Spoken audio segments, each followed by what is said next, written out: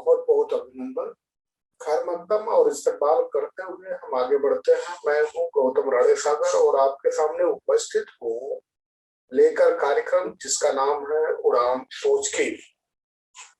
और उस उड़ान सोच के तहत हर प्रतिदिन नए मुद्दे पे बात करते हैं, नए संदर्भों में बात करते हैं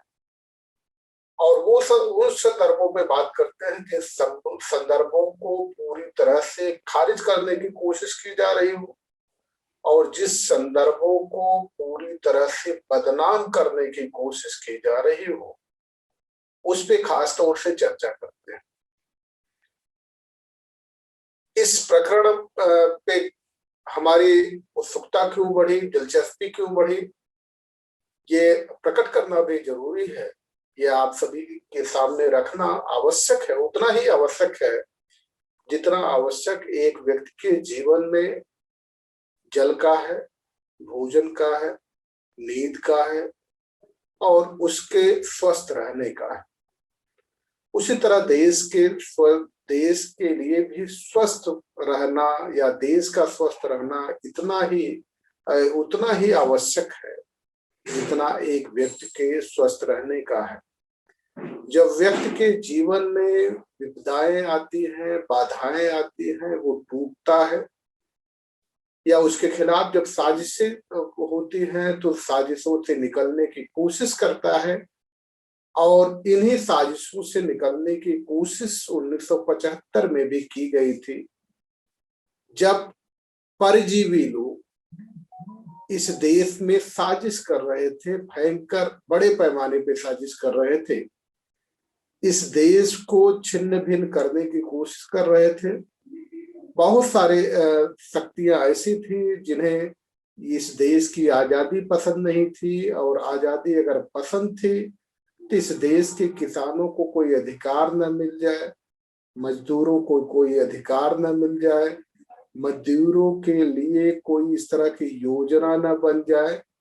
जो योजना उनके उत्थान के लिए बेहतर हो सकती थी। इसलिए वो विरोध करते रहते थे। जिन्होंने भी इनके बेहतर उत्थान के लिए, उनके उत्थान के लिए, बेहतर भविष्य के लिए, बेहतर जीवन देने के लिए प्रयास किया,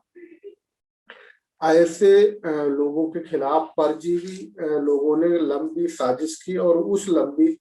साजिश के तहत वो कहीं इस देश को छिन्न भिन्न करने में सफल ना हो जाए, इसलिए उस समय के जो शासक थे श्रीमती इंदिरा गांधी जी ने, उनको चूंकि लगा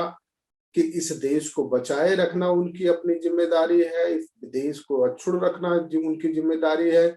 और खास तौर जो सामाजिक दायित्व है, जो समाज में किसान हैं जिनके मुख्य भूमिका है, क्योंकि उस समय ग्रीन रेवोल्यूशन, हरित क्रांति बड़े जोर शोर पे चल रहा था। आपके पहले ये प्रकरण पहले भी ला चुके हैं कि हरित क्रांति को जो इंट्रोड्यूस किया गया था, जो प्रचारित किया गया था, जो देश के सामने रखा गया था, पहली बार जिसका परिचय कराया गया था हरित क्रांति से, उस हरित क्रांति की पहचान कराई थी हमारे देश में जवाहरलाल नेहरू जी ने और लाल बहादुर शास्त्री जी ने भी बड़े पैमाने पर परिचय कराया था, लेकिन उसको आगे बढ़ाने का काम इंदिरा गांधी जी ने किया था। इंदिरा गांधी जी के सामने चुनौतियां ये थी, जब से बैंकों का 14 कमर्शियल बैंकों का उन्होंने नेशनलाइजेशन किया। एक जरूर ये प्रश्न पूरे देश के लोगों के बीच में ये प्रश्न जरूर कौंधेगा, उन्हें हो सकता है चोटिल भी करता हो, सोचने पे मजबूर भी करता हो, वो उसका हल भी तलाशना चाहते हो कि आखिर 14 जो कमर्शियल बैंक थे उन कमर्शियल बैंकों का राष्ट्रीयकरण करने की जरूरत क्या पड़ी, क्या राष्ट्रीयकरण किए बगैर उनको साथ लेकर के आगे नहीं बढ़ा जा सकता, देश के प्रगति में क्या उनके साथ रख करके या उन्हें साथ रख करके नहीं बढ़ा जा सकता था। ये प्रश्न बहुत सारे लोगों के जेहन में आ सकते हैं,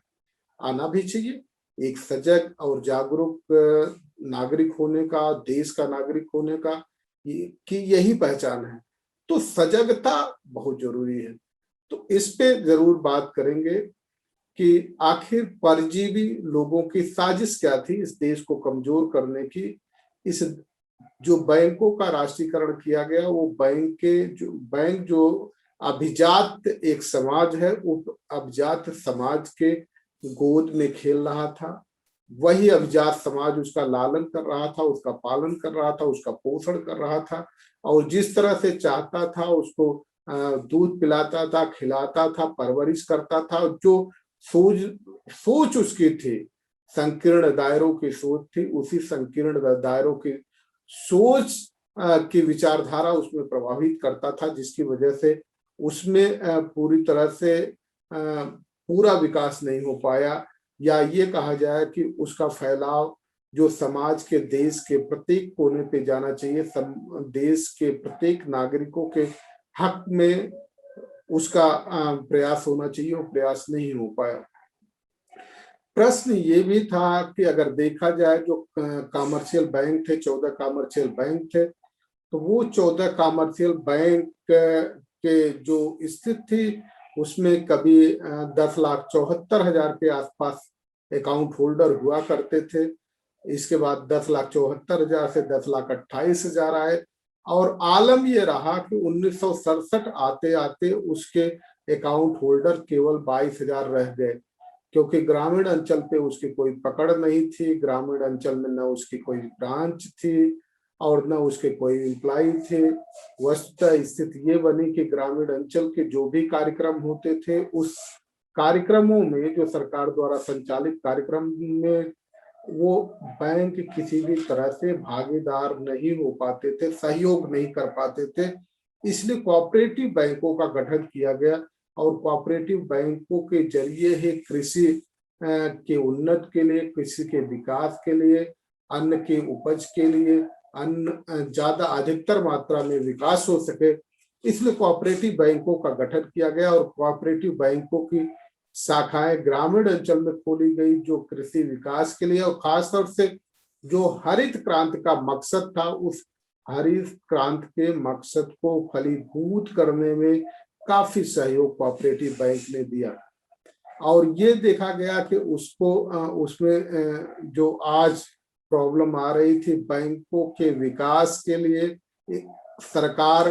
किसी न किसी बहाने इंसेंटिव देती थी, तो उसका इंसेंटिव कुछ अभिजात लोगों तक ही रह जाता था, और उस समाज के, देश के जो नागरिक होते थे, उन नागरिक के जो समाज का निचला तबका होता था, वहां तक नहीं पहुंच सकता था। निचले तबके से मतलब ये है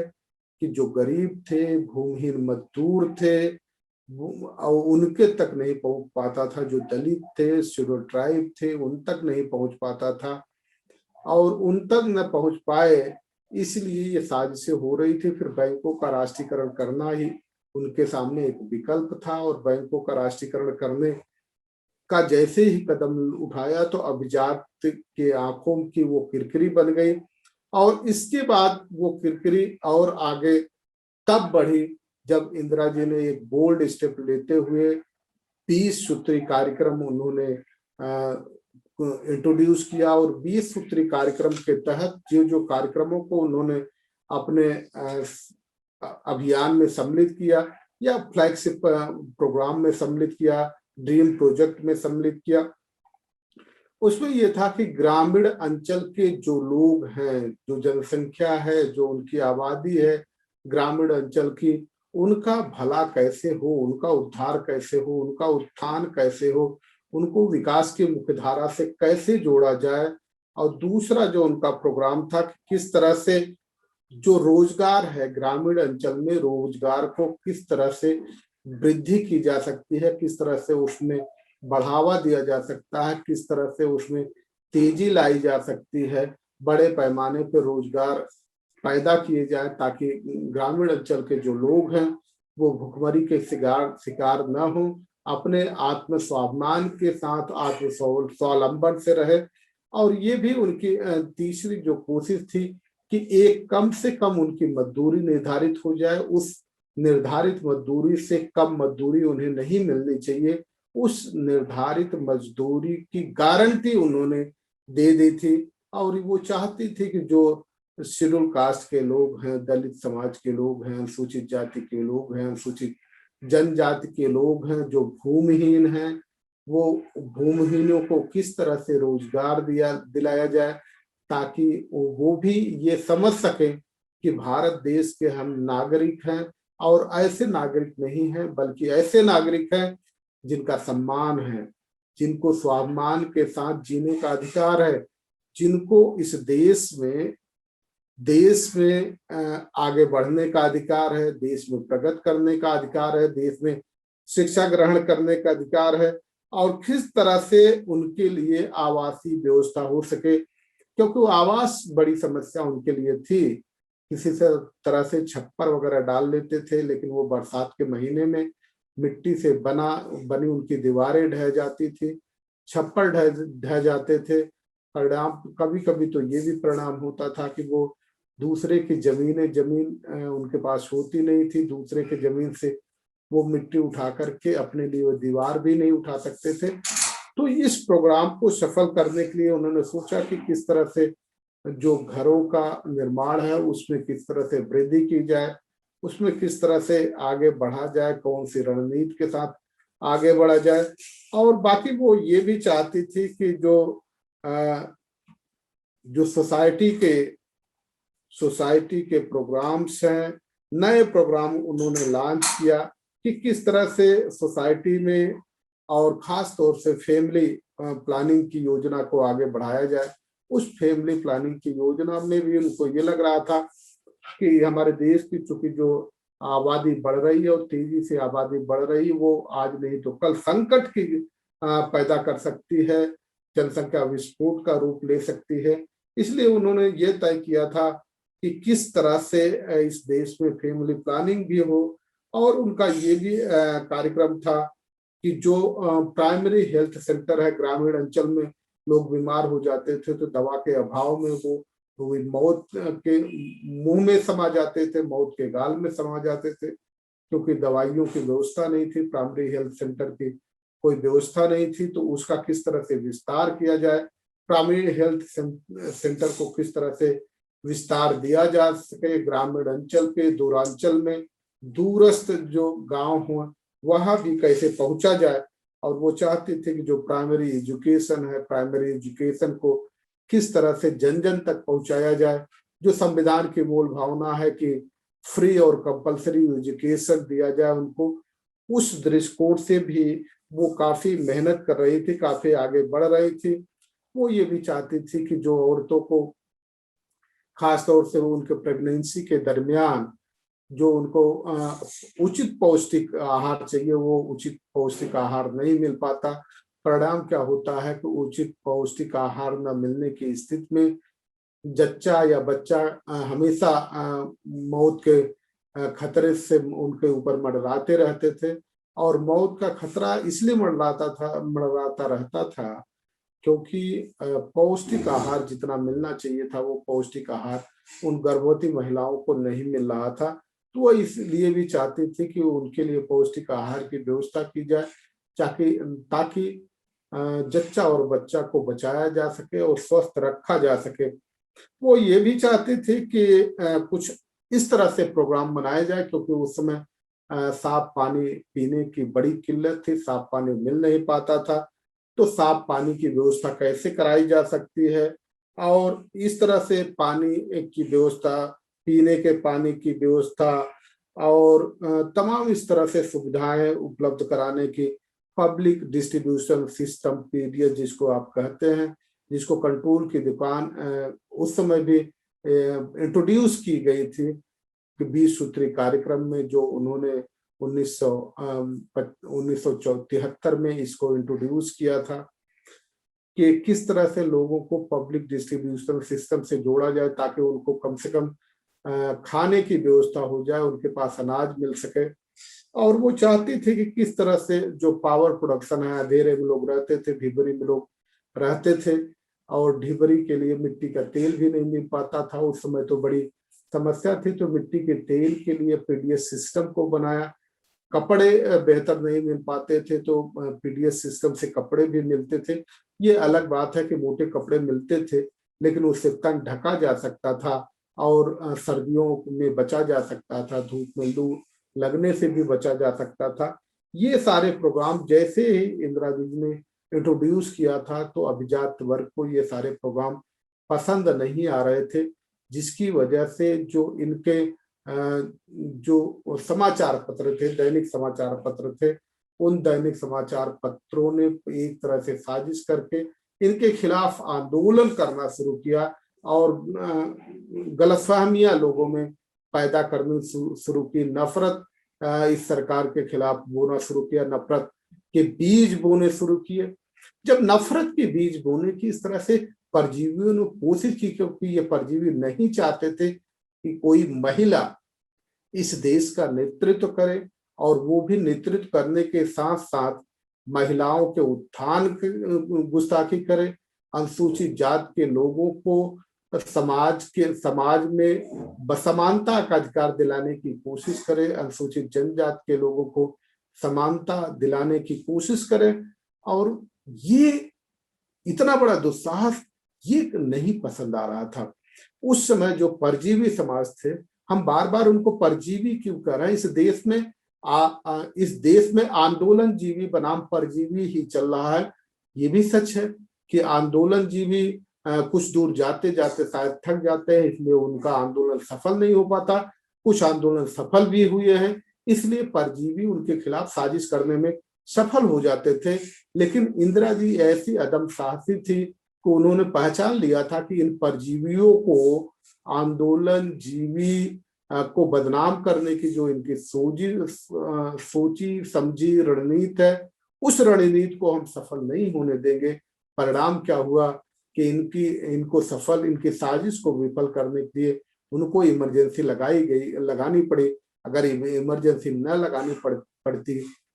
या न लगानी पड़ती तो बेहतर होता, वो मानती थी। लेकिन जब ये देखा गया कि सर पानी के ऊपर से निकल गया है और सर पानी तो इतना ज्यादा हो गया है कि वो बाढ़ का रूप ले रहा, और उस बाढ़ में भाईचारा, देश में धीरे धीरे जन्म ले रहे भाईचारा को उखाड़ के फेंक रहा है, उसको जलमग्न कर रहा है। और जो थोड़ा सा उनको शिक्षा के तरफ, गरीब लोगों को, मजदूर लोगों को, किसान लोगों को, भूमिहीनों को शिक्षा की तरफ आगे बढ़ाने की कोशिश हो रही थी या उनको शिक्षित करने की कोशिश हो रही थी, वो साजिश जलमग्न कर दे रहे थे ये परजीवी लोग। और ये चाहते थे किसी भी तरह से यहाँ शिक्षा का जो पूरी तरह से सार्वजनिक शिक्षा किया जाए और सभी के लिए शिक्षा अनिवार्य किया जाए, वो व्यवस्था न हो, बेहतर हेल्थ की व्यवस्था न हो। बैंकों का नेशनलाइजेशन अगर न करती तो वो साहूकारी व्यवस्था तक ही सीमित रह पाती, क्योंकि आपके सामने इसीलिए तो रखा आंकड़े कि वो कुछ अभिजात वर्गों में सिमट करके रह गया था। जो गवर्नमेंट से इंसेंटिव गवर्नमेंट से मिलता था, उनको कुछ प्रोत्साहन मिलता था, उस प्रोत्साहन को केवल दबा करके बैठना चाहते थे। और काफी तो ये आलम रहा कि जिनको वो इंडस्ट्री के नाम पे लोन देते थे, वो इंडस्ट्री के नाम पे लोन उस समय भी लोग लेकर के बैठ जाते थे और ज्यादातर अकाउंट एनपीए में ही चले जाते थे। इंदिरा जी के सामने चुनौतियां ये थी कि किस तरह से हरित क्रांति को सफल किया जाए, स्टील प्लांट कैसे लगाया जाए,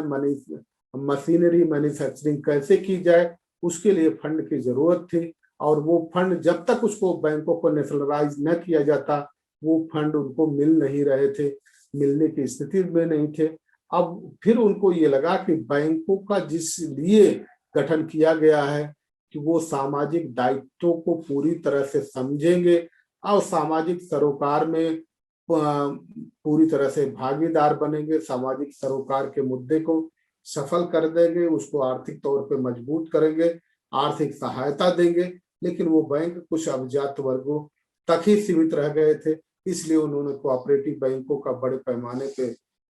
स्थापना की। उस ग्रामीण कोऑपरेटिव बैंकों के जरिए हरित क्रांति को सफल किया। अब आपके सामने ये चुनौतियां हैं, उस समय जब थी और देश को संभाले रखने की चुनौतियां थी, उन चुनौतियों से कैसे निपटा जा सकता था। अगर उन चुनौतियों में इमरजेंसी लागू नहीं की गई होती तो आप समझ लीजिए कि अंदाजा क्या होने वाला था इस देश का हश्र क्या होने वाला था। आज शायद ये देश यहाँ नहीं पहुंच पाता। शायद अगर हम सोमालिया से उसकी तुलना कर सकते थे, भुखमरी होती, अशिक्षा होती, बेरोजगारी होती और आपस में वैमनस्य होता,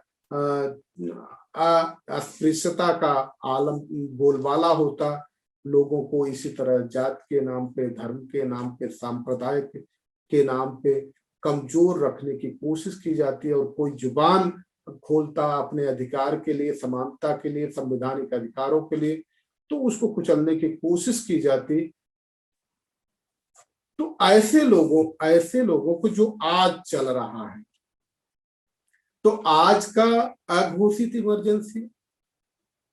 1975 के घोषित इमरजेंसी से बहुत ज्यादा खतरनाक है। इसलिए आज की अघोषित इमरजेंसी जो लोकतंत्र को खत्म करना चाहती है,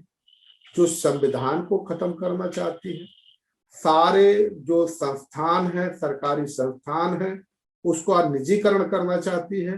क्योंकि इंदिरा जी चाहती थी कि इस देश में विकास तभी होगा जब चीजों का राष्ट्रीयकरण किया जाए। राष्ट्रीयकरण करने के बाद सभी देश के लोगों को जो उनका प्रोपोर्शनेट रिप्रेजेंटेशन है वो मिल सकता है, आनुपातिक प्रतिनिधित्व मिल सकती है, जनसंख्या के आधार पर उनकी भागीदारी हो सकती है। इस दृष्टिकोण से वो पूरी तरह से बैंकों का उन्होंने राष्ट्रीयकरण किया और स्टील की तमाम कंपनियां लगाई हैं मशीनरी लगाने के लिए, ताकि वो मशीनरी उपयोग हो जाए खेती के लिए, खेती की सिंचाई के लिए, खाद के लिए, ये सारी व्यवस्था हो जाए। वो सारा काम उन्होंने किया था और वो काम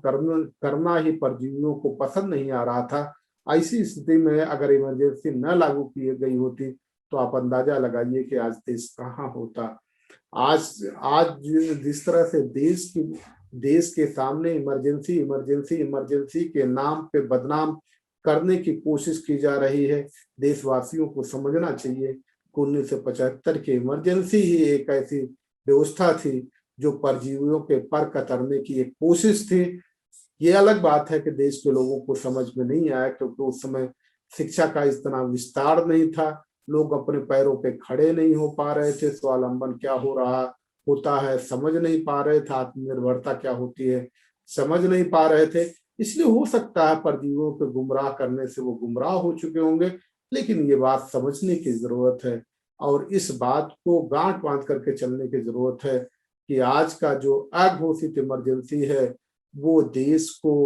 पुरातन की स्थिति पे ले जाना चाहता है, इस देश के संविधान को खत्म करने की शायद कोशिश कर रहा है। क्योंकि पूरी तरह से जो लोकतंत्र है, दो लोकतंत्र में पूरी तरह से आप देखिए मॉडलिंग में कॉमर्शलाइज कर दिया गया, हर चीज को कॉमर्शलाइज कर दिया गया है,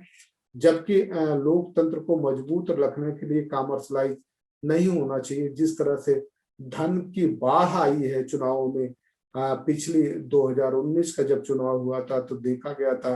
कि कई लोगों ने ये रिपोर्टिंग की थी कि करीब 63-64 हजार करोड़ रुपया खर्च हुआ था। तो अगर इस तरह से पैसे खर्च करके लोकतंत्र में जो लोग आएंगे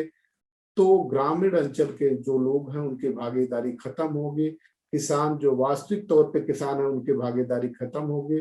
दलित की भागीदारी खत्म होगी, जो वास्तव में दलित संविधान को समझता है, अपने अधिकार को समझता है, अपने दायित्वों को समझता है, उसको कभी भी आगे नहीं आने दिया जाएगा। ऐसे लोगों को आगे लाएंगे जिनको चमचा कहते हैं, जिनको जी सर कहने के अलावा और कुछ न आता हो, जी ना हाँ के अलावा कुछ न आता हो, ऐसे लोगों को ला करके अगर लोकतंत्र में आगे लाया जाएगा तो ये लोकतंत्र को खत्म करने की कोशिश है। और लोकतंत्र को जो खत्म करने की कोशिश है वो बड़ा भयानक रूप लेगी, क्योंकि बड़ी मुश्किल से इस देश में लोकतंत्र आया है, बड़ी मुश्किल से पुरातन की सोच को बदला गया है। इंदिरा जी के खिलाफ ये जो परजीवी थे, सबसे बड़ी साजिश इसलिए की क्योंकि इंदिरा जी चाहती थी कि जो गुरुकुल तक सीमित था शिक्षा, उस गुरुकुल तक के सीमित शिक्षा को ग्रामीण अंचल तक पहुंचाया जाए, प्राइमरी विद्यालय के जरिए पहुंचाया जाए, सब जगह पहुंचाया जाए। अब इस देश के सभी नागरिकों को शिक्षित किया जाए और शिक्षित नागरिक अपने अधिकारों को प्रति चैतन्य होता है, और चैतन्य व्यक्ति कभी भी परजीवी पसंद नहीं करता। इसलिए परजीवियों ने पूरी तरह से इंदिरा जी का जबरदस्त विरोध किया था, और इंदिरा जी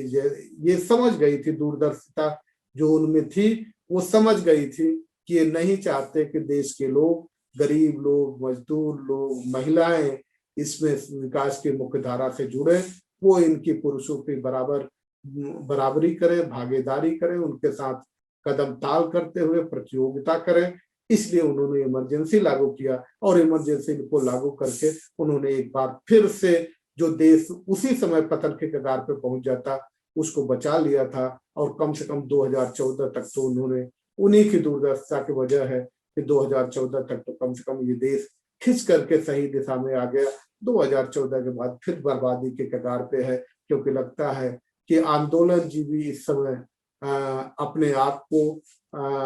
असुरक्षित महसूस कर रहे हैं, और परजीवी उनको असुरक्षित रखना भी चाहते हैं। तो ये परजीवी और आंदोलन जीवी के बीच का द्वंद्व है। लगता है कि आंदोलन जीवी को जीतना चाहिए, ये इस देश की सोच होनी चाहिए। बाकी परजीवी लोग तो आते रहेंगे। फिर नए मुद्दे के साथ आप सभी के साथ जुड़ेंगे। आप सभी का बहुत बहुत धन्यवाद हमसे जुड़ने के लिए। एक बार फिर आप सभी का धन्यवाद करते हुए नए मुद्दे के साथ शामिल होंगे।